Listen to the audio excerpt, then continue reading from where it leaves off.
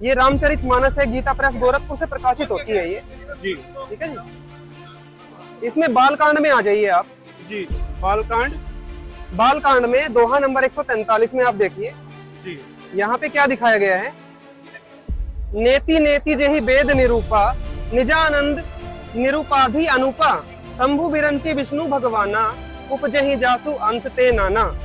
जिन्हें वेद नेति नेति यह भी नहीं कहकर निरूपण करते हैं, जो आनंद स्वरूप उपाधि रहित और अनुपम हैं, एवं जिनके अंश से अनेकों शिव ब्रह्मा और विष्णु भगवान प्रकट होते हैं।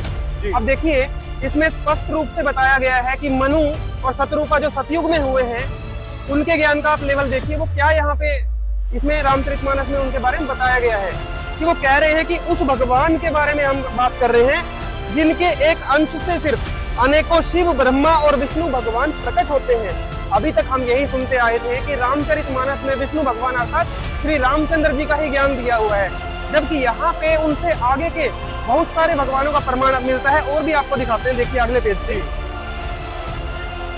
ये बालकांड का अगला पेज है। हाँ जी। सुनु सेवक सुरतरु सुरधेनु विधि हरिहर बंदित पद रेणु सेवत सुलभ सकल सुखदायक प्रंतपाल सच्चराचर नायक। हे प्रभु सुनिए, आप सेवकों के लिए कल्प वृक्ष और कामधेनु हैं। आपकी चरण रज की ब्रह्मा विष्णु और शिव भी वंदना करते हैं। देखिए जी, जहाँ विष्णु जी अर्थात श्री रामचंद्र जी को सभी पूर्ण परमात्मा मान के अभी तक चल रहे थे, रामचरितमानस में इसके विपरीत ज्ञान दिया हुआ है। उनसे ऊपर तो बहुत प्रभु बताए हैं। आप देखिए, आप सेवा करने में सुलभ हैं तथा सब सुखों के देने वाले हैं। आप शरणागत के रक्षक और जड़ चेतन के स्वामी हैं। तो श्री रामचंद्र जी तो यही कैंसिल हो गए कि वो जड़ चेतन के स्वामी नहीं है। आप देखिए, कई लोग ये सोचते हैं कि रामचंद्र वो राम है जिन्होंने की सृष्टि बनाई है, पर यहाँ पे स्पष्ट रूप से ये चीज प्रतिपादित हो रही है कि रामचंद्र जी से ऊपर तो बहुत सारे प्रभु हैं। और देखिए उनकी माता और पिता के बारे में इसमें बताया गया है। ये देखिए माता पिता के बारे में विष्णु जी की, रामचंद्र जी की माता पिता के तो सब जानते हैं, पर विष्णु जी जो मूल रूप में विष्णु भगवान है उनके बारे में आपको दिखाते हैं। ये देखिए आप। जी जी। अगले पेज पे आ गए। हाँ जी, बालकांड में ही चल रहे हैं। आप देखिए, प्रभु परंतु छुटी होती दिठाई यद्यपि भगत हित तुम ही सोहाई। तुम ब्रह्मादि जग स्वामी ब्रह्म सकल और अंतर्यामी। ये देखिए क्या बताया है, आप ब्रह्मा आदि के भी पिता। ब्रह्मा आदि का मतलब होता है ब्रह्मा विष्णु शिव। इनको त्रिदेव भी बोल सकते हो आप, ब्रह्मादिक भी बोल सकते हो। जहाँ भी ब्रह्मादिक लिखा होता है उसका अर्थ होता है, क्या कोई और अर्थ नहीं होता? नहीं, ब्रह्मादिक का मतलब एक ही होता है जी। त्रिदेव देवों के बारे में जब बोला जाता है तो ब्रह्मादिक बोला जाता है, मतलब ब्रह्मा विष्णु महेश। हाँ जी। तो यहाँ बताया गया ब्रह्मा आदि के भी पिता अर्थात उत्पन्न करने वाले, जगत के स्वामी और सबके हृदय के भीतर की जानने वाले ब्रह्म हैं। तो यहाँ पे स्पष्ट हो गया कि ब्रह्म वो प्रभु है जो ब्रह्मा विष्णु शिव का पिता है। अभी आपको गीता से भी आगे प्रमाणित करके दिखाएंगे यही ज्ञान, क्योंकि गीता में भी प्रभु ने ये ज्ञान बताया था। ये ब्रह्म के बारे में गीता जी में भी है। बिल्कुल, गीता जी में भी दिखाया तो कृष्ण जी ने दिया है। फिर आपको गीता जी में भी दिखाएंगे आगे। जी जी। एक और आपको चीज दिखाना चाहेंगे हम। जी जी। इनकी माता के बारे में भी बताया, वो दिखाएंगे। अच्छा, माता जी के बारे में भी जिक्र है। तो चलिए हम माता जी के बारे में भी देखेंगे। यहाँ पे बताया जा रहा है कि माता जी के बारे में भी लिखा है कि राम भगवान ने विष्णु जी की माता के अंदर में। जी देखिए, पद राजीव बरनी नहीं जाही मुनि मन मधुप बस ही जन्माही।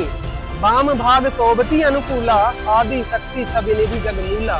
यहाँ पे आदि शक्ति और जगमूला जो दो वर्ड यूज हुए हैं उनको आप ध्यान से देखिए कि जिस ब्रह्म के बारे में जिक्र चल रहा है तो ब्रह्मा विष्णु शिव के पिता हैं, उनके बारे में क्या बताया है देखिए। जिनमें मुनिया के वन रूपी बोहरे बसते हैं, भगवान के उन चरण कमलों का तो वर्णन ही नहीं किया जा सकता।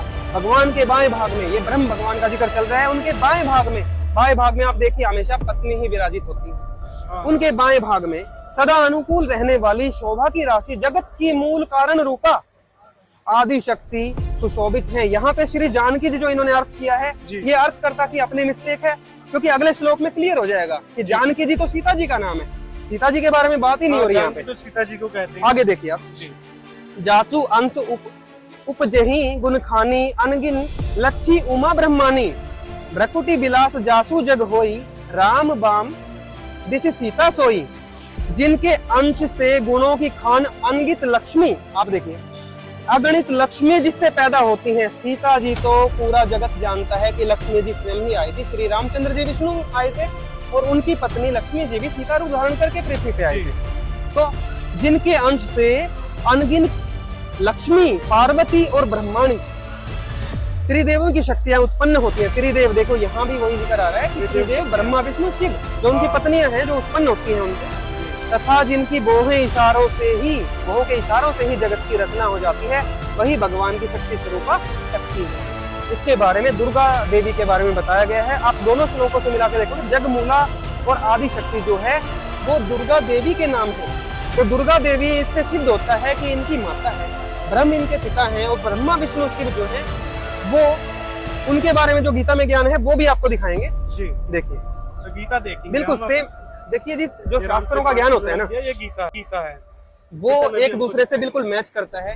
परंतु संत रामपाल जी महाराज जी के अलावा जितने भी संत आज तक हुए हैं वो खोल के बता ही नहीं पा रहे कि ब्रह्मा विष्णु महेश से ऊपर भी कोई प्रभु है।